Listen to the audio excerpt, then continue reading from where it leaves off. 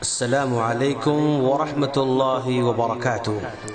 ناظرین، ہم چاہتے ہیں کہ ہر مسلمان مرد و عورت نماز کے معاملے میں پیارے نبی صلی اللہ علیہ وسلم کی پیروی کرے اور آپ صلی اللہ علیہ وسلم کے اس قول کی عملی تفسیر بن جائے۔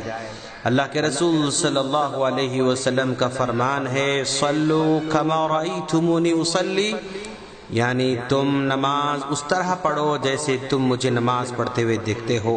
یہ بخاری کی روایت ہے۔ تو چلیے ہم نماز کا طریقہ آپ کو سمجھانے جا رہے ہیں، اس امید پر کہ انشاءاللہ آپ اپنے نماز کی اصلاح کر لیں گے اور سنت کے مطابق اپنے نماز کو بنانے کی حتی الامکان کوشش کریں گے۔ نمازی قبلے کی طرف متوجہ ہو جائے۔ نیت دل کے ارادے کو کہتے ہیں، زبان سے نیت ادا نہیں ہوتی ہے، کیونکہ نبی کریم صلی اللہ علیہ وسلم اور صحابہ کرام نے کبھی بھی زبان سے نیت نہیں کی تھی۔ اور جب بھی آپ نماز پڑھنا چاہیں گے تو کسی چیز کو بطور آڑ یعنی سترے کے طور پر استعمال کریں۔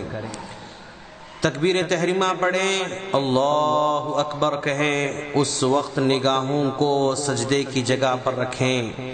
تکبیر تحریمہ کے وقت دونوں ہاتھوں کو کندھوں تک یا کانوں کے لو تک اٹھائیں، انگلیاں ملی ہوئی ہوں اور انگلیاں کھلے نہ ہوں۔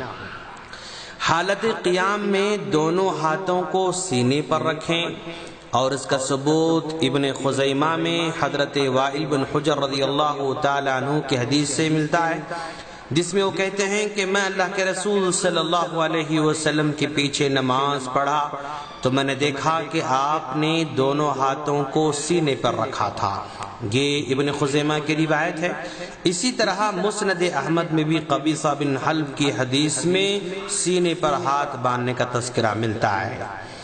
اور پھر اس کے بعد دعائے استفتاح پڑھیں، یعنی سبحانک اللہم وبحمدک وتبارک اسمک وتعالی جدک ولا الہ غیرک، یہ دعا پڑھیں۔ اور اس کے بعد سورہ فاتحہ پڑھیں، چاہے امام ہو یا مقتدی ہو، اکیلے ہوں یا جماعت کے ساتھ نماز پڑھ رہے ہوں، کیونکہ اللہ کے رسول صلی اللہ علیہ وسلم کا ارشاد ہے، سورہ فاتحہ کے بغیر نماز نہیں ہوتی۔ لا صلاۃ لمن لم یقرأ بفاتحۃ الکتاب، یہ بخاری مسلم کی روایت ہے، جس میں بتلایا گیا کہ سورہ فاتحہ کے بعد کوئی نماز قبول نہیں ہوتی ہے۔ اور سورہ فاتحہ کے ختم کے بعد آمین کہیں۔ جہری قرات والی نمازوں میں اونچی آواز سے آمین کہیں اور سری نمازوں میں آہستہ آمین کہیں۔ پھر اس کے بعد قرآن مجید میں سے جو کچھ یاد ہو تلاوت کریں۔ حالت قیام میں نگاہیں سجدے کی جگہ رکھیں۔ تلاوت سے فارغ ہونے کے بعد تکبیر کہتے ہوئے رفع الیدین کرتے ہوئے رکوع میں جائیں۔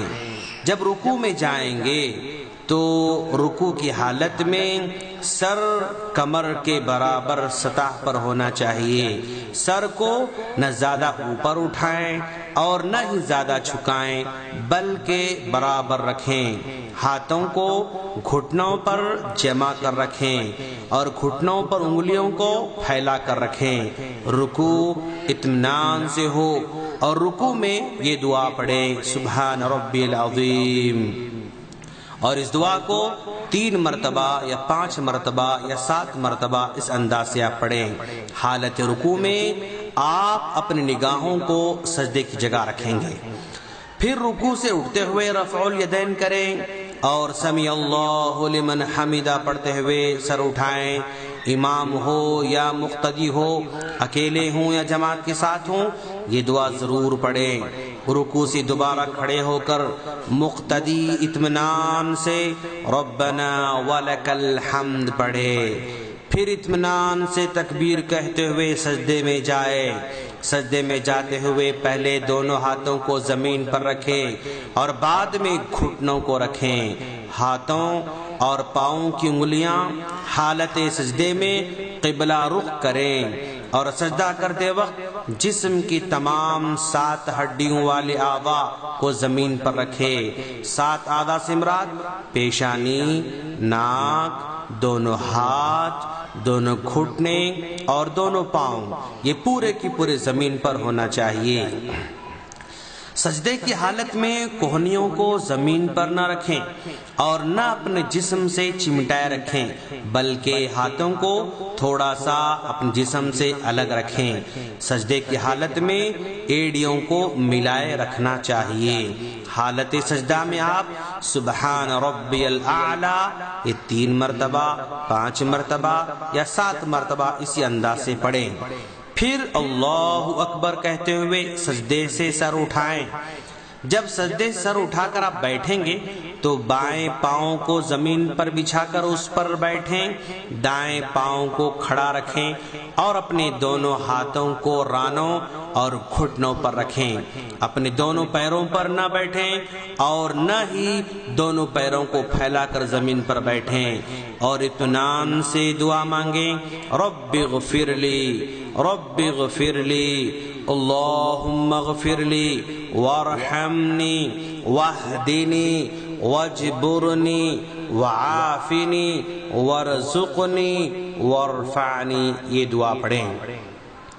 جب آپ بیٹھیں گے تو ایسے بیٹھیں کہ جسم کی ہر ہڈی اپنے اپنے مقام پر آ جائے، اطمینان کے ساتھ بیٹھیں اور یہ دعا پڑھیں۔ پھر اللہ اکبر کہتے ہوئے دوسرا سجدہ بھی پہلے سجدے کی طرح کریں اور سجدے میں سجدے کی دعا پڑھیں، اور اب سجدے سے سر اٹھائیں۔ دوسری رکعت کے لیے مکمل کھڑا ہونے سے پہلے چند لمحوں کے لیے ضرور بیٹھیں۔ اس کو جلسہ استراحت کہا جاتا ہے۔ یہ بیٹھنا مستحب ہے، اور دوسری رکعت کے لیے کھڑے ہو جائیں۔ زمین پر ہاتھوں کو ٹیک لگا کر کھڑا ہونا مسنون ہے۔ پھر اسی طرح دوسری رکعت پڑھیں۔ اگر مقتدی ہو تو امام سے سبقت نہ لے جائے، کیونکہ نبی کریم صلی اللہ علیہ وسلم نے اپنی امت کو اس طرح آگے آگے کرنے سے منع کیا ہے۔ سنت یہ ہے کہ مقتدی امام کے نقش قدم پر پیچھے پیچھے چلتا رہے، کیونکہ اللہ کے رسول صلی اللہ علیہ وسلم نے فرمایا، امام کو بنایا ہی اسی لیے گیا ہے تاکہ تم اس کی اقتداء کرو، امام سے اختلاف نہ کرو۔ جب وہ تکبیر کہے اس کے بعد تکبیر کہو، جب وہ رکوع کرے تو اس کے بعد رکوع کرو، جب امام سمع اللہ لمن حمدہ کہے تم ربنا ولک الحمد کہو، سجدے میں اسی طرح امام کے بعد کرو۔ یہ بخاری کی روایت ہے۔ اب دوسری رکعت کے لیے کھڑا ہو جائے، جس طرح پہلی رکعت پڑھی تھی دوسری بھی ویسے ہی ادا کرے۔ 2 رکعت کے بعد تشہد کا مرحلہ ہوگا۔ تشہد کا طریقہ یہ ہے کہ دوسرے سجدے کے بعد اس طرح بیٹھا جائے کہ دائیں پاؤں کو زمین پر کھڑا کریں، بائیں پاؤں کو بچھائیں، دائیں ہاتھ کی سیدھی ران پر رکھیں اور بائیں ہاتھ کو بائیں ران پر رکھیں۔ شہادت کی انگلی کو کھول کر باقی تمام انگلیوں کو بند کریں۔ اس شہادت کی انگلی کو دعا مانگتے وقت ہلکا سا اشارہ کرتے رہیں۔ اسی طرح انگوٹھے اور درمیانی انگلی کا حلقہ بنا کر شہادت کی انگلی سے اشارہ کرنا چاہیے، بلکہ یہ سنت ہے۔ پھر تشہد پڑھیں۔ اگر 4 رکعت والی نماز ہو تو آخری تشہد میں بائیں پیر کو دائیں پیر کے نیچے سے باہر نکالیں اور زمین پر بیٹھ جائیں، اور دائیں پیر کو کھڑا کریں، انگلیاں قبلہ رخ رکھیں۔ پھر آخر میں دائیں اور بائیں سلام پھیرتے ہوئے السلام علیکم ورحمۃ اللہ کہیں۔ ہم اللہ سے دعا کرتے ہیں کہ باری تعالیٰ تو ہم تمام کو سنت کے مطابق نماز پڑھنے کی توفیق عطا فرما اور ہمارے ٹوٹے پھوٹے عمل کو قبول فرما، آمین۔ ناظرین، اگر آپ کو ہماری آڈیوز ویڈیوز ڈائریکٹ چاہیے تو ہمارے اس نمبر پر ریکویسٹ بھیجیں 009193113839 السلام علیکم ورحمۃ اللہ وبرکاتہ۔